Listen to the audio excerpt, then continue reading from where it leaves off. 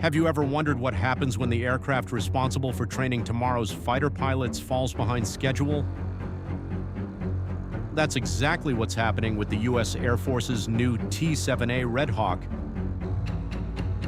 And despite finally entering low-rate production, the service is already planning major upgrades before the aircraft is fully fielded. The Air Force has launched market research to identify new technologies for the T-7A fleet beginning in fiscal year 2029. The goal is to improve navigation, survivability, safety, and pilot effectiveness. Among the capabilities being considered are terrain collision avoidance systems, air collision avoidance technologies, emergency landing assistance, advanced flight controls, and an anti-jamming embedded GPS/INS navigation system designed to maintain positioning even in contested electronic warfare environments.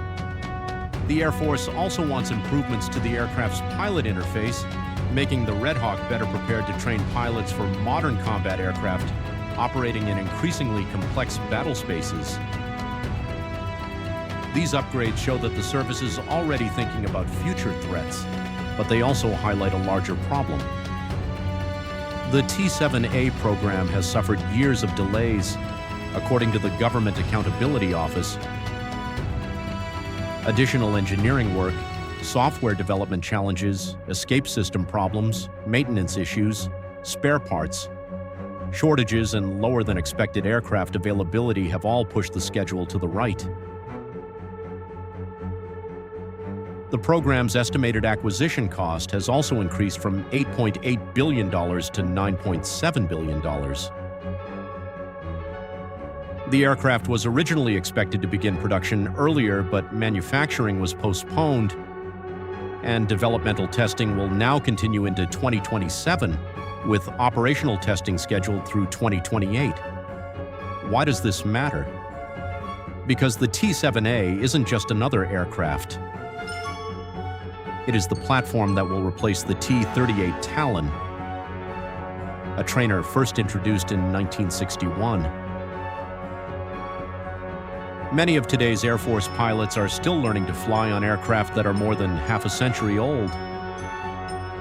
Every additional delay means future fighter, bomber, and mobility pilots spend longer training on aging aircraft instead of transitioning to a system specifically designed to prepare them for fifth-generation fighters and future combat aircraft.